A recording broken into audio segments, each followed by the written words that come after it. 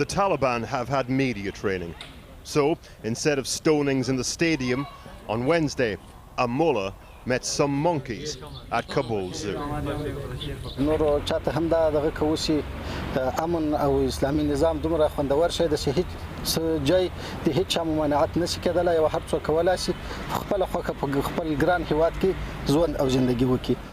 message the Taliban want to send the international community: it's time to acknowledge the new administration because, look, normalcy is returning.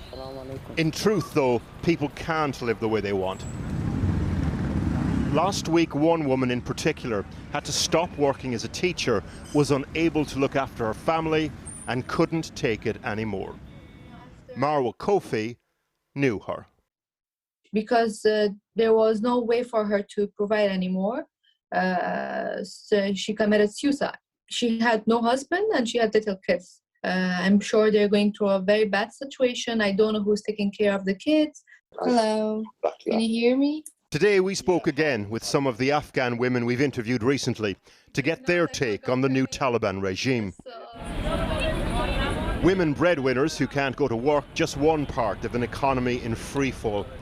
This week the World Food Programme warned that food insecurity was starting to affect everyone in Afghan society, not just in the drought-stricken rural areas.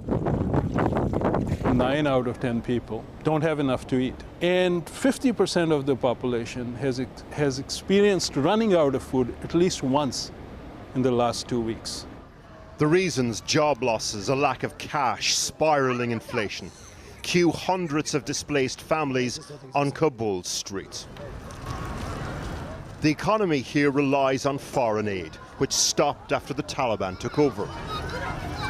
Part of the new regime's charm offensive, an attempt to convince the world to turn back on the tap when it comes to aid money and access to frozen foreign exchange reserves. A, they get more aid money.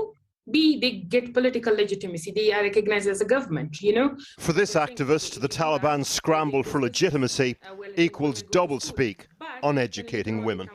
We're letting women go to school, but then later on they come up with strings attached to that condition. Girls will go to school, but they will study this subject. Only these women will be allowed to teach. Only these person will be allowed to access the school. If they get the political legitimacy and they let the women go to school, that way they can explain it to their foot soldiers. Okay, we did this, we got this, and now we are doing it on our own conditions by sending these women to school.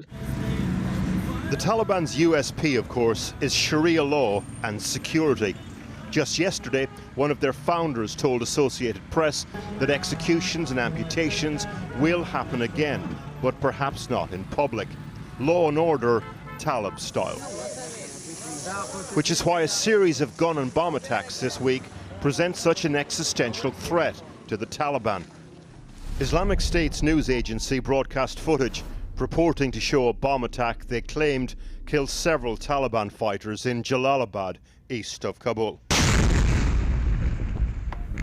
The other threat to the Taliban is the Taliban itself.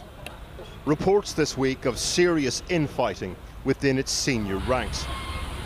Despite the incongruous photo opportunities, in other words, there is very little normal about the Taliban's Afghanistan.